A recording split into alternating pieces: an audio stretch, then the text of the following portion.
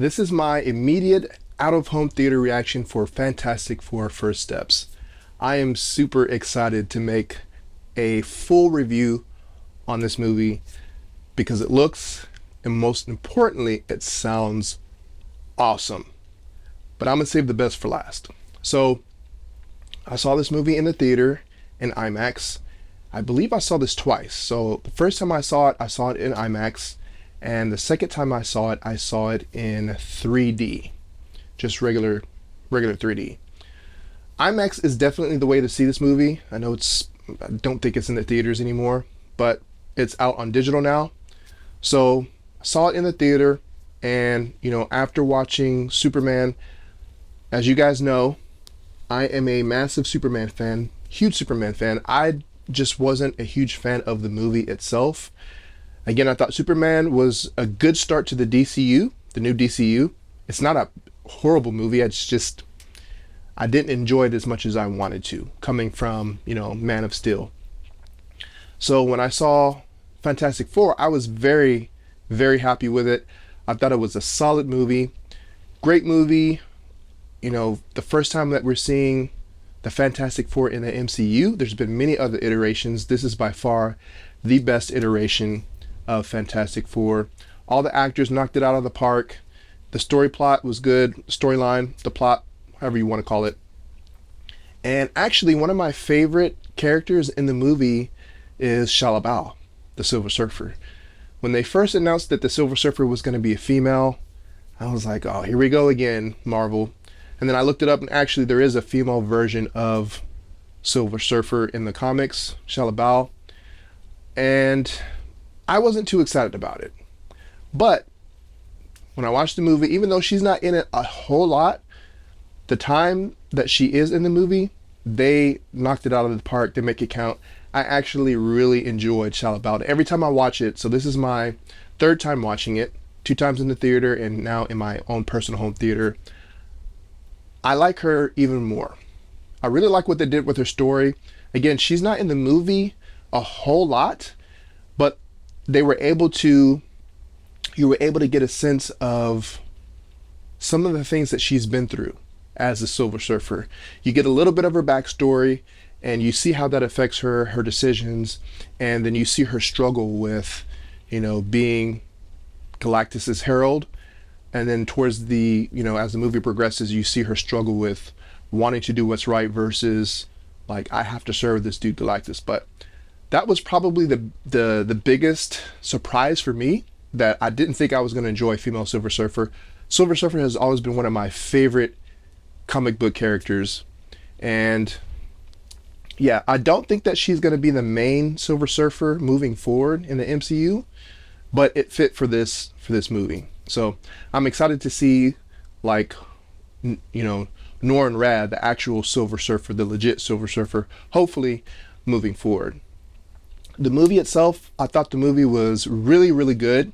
I think that it's the best movie this year. I enjoyed Thunderbolts a lot, and every time I watch that movie, I like it even more. I think I like this movie more. So this year we got Fantastic Four, we got the Thunderbolts, and then we got Captain America. That one was, to me, was horrible. And Fantastic Four is by far the best one that we've had, the best MCU movie that we've had this year, and one of the best ones that we've had since probably Endgame, because Marvel's just been on a steady decline. And this movie, they really did it out. They knocked it out of the park. They didn't try to do too much. They kept it, I think they kept the plot pretty simple. It's not overcomplicated, but very good. So the movie itself, I'm going to give it like an 8. I really enjoyed this movie. Could have been better? Maybe, probably, but I'm happy with what they gave us. As far as video on the home release, this is squeaky clean. So I was wondering how it was going to look when I went to the theater, since it's kind of a, I don't want to say it's a period piece, but the movie is is set in an alternate universe, and kind of in the past, but Fantastic Four has made a lot of futuristic, so it's a blend between the past and the future. And I'm glad that they didn't go with any grain on this, because it makes sense, because it's still technically kind of like a futuristic movie. It probably wouldn't have made a lot of sense to put a lot of grain or to make it grainy. So it's squeaky clean on home release, no blemishes. You know, there are some moments where the HDR is pretty good, but I don't think that this movie necessarily showcases HDR like some of the other movies. Again, the HDR is good. The video is good. Don't have any issues with that. Unfortunately, we don't have any IMAX scenes, so you know it is going to be scope. So if you have a scope screen, you're good. If you have a 16:9 screen, hopefully you have some masking panels or automatic masking panels. As far as video, I'm going to give it an 8. Solid transfer. Like I said, squeaky clean. You know, it doesn't look overly digital, but it does. It's perfect. It looks perfect for that kind of futuristic look. The audio.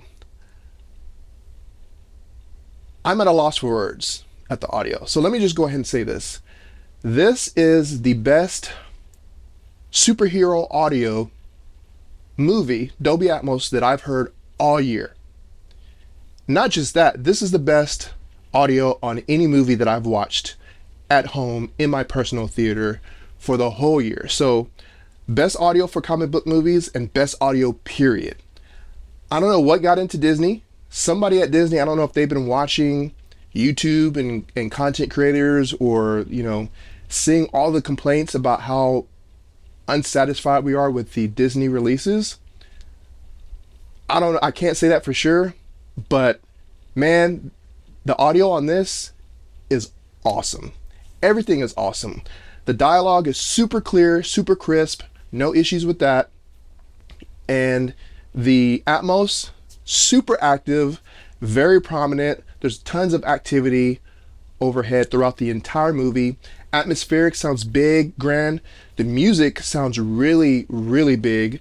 You know, I would say that while there is a lot of activity in the heights as far as when the action is going on, but even when there's not action, just like if someone's talking in a huge auditorium or a big space, you hear it. It sounds like it sounds like it's supposed to sound when you're in a big space, and you know, sound is reverberating and bouncing off walls and stuff like that. So atmospherics is very good, but I really like what they did with the music. You can hear the music score, very big, very grand, very tall. It goes up into the high channels really, really well. Very good blend with the music and the action on screen when, you know, both are going on at the same time.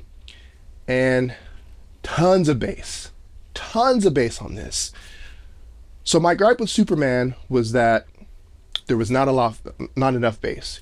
Yes, there's bass there's a LFE track, but compared to this movie and other movies like Man of Steel, that movie has a ton of bass, deep bass. I just felt like Superman just wasn't really, it just didn't have that audio that it's supposed to have for the superhero, Superman. I mean, there's tons of fights in that movie. Again, this is the Fantastic Four movie, so I don't want to hype on that. I've already made that video. But, you know, I've watched hundreds of movies in this space at the same volume. I've had no other issues with other movies at the same volume. And then when I watched Superman, it was like, where's the bass? There's not enough bass. Where's the high channel activity? So, obviously with any Disney movie, Atmos, it's been pretty lackluster for a while. They just nuke the Atmos, the bass. They just haven't been good for a very long time. So I had zero expectations that this movie was going to be any different. And from the moment the movie started, I was like, okay, this sounds pretty good. And then after about 10 or 15 minutes, I realized, oh, Marvel is back with stellar audio Atmos mix. This whole movie is incredible. And the bass, like anytime Galactus is on screen, there is a ton of bass.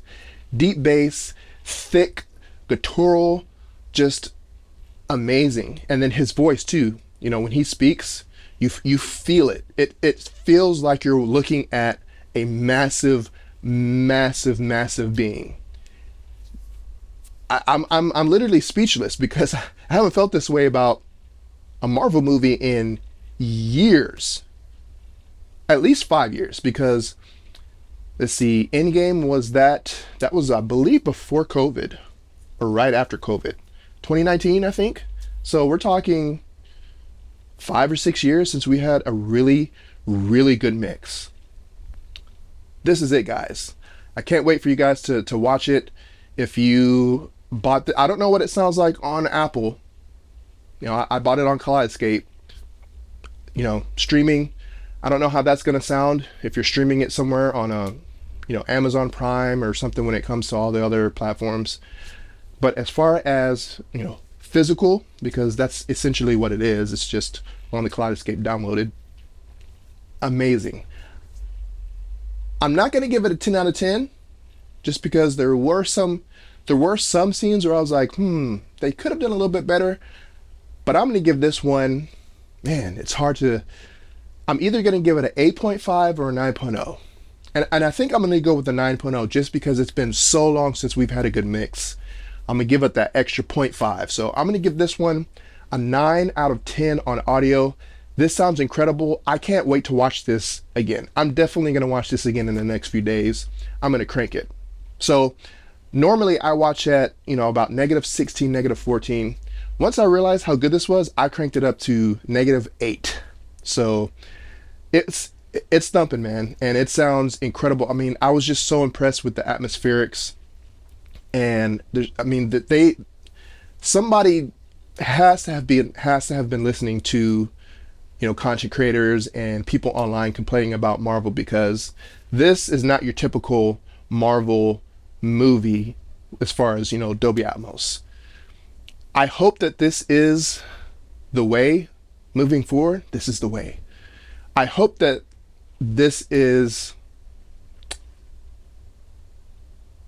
what we're going to be getting moving forward, because if they go backwards with this, it's going to be really disappointing.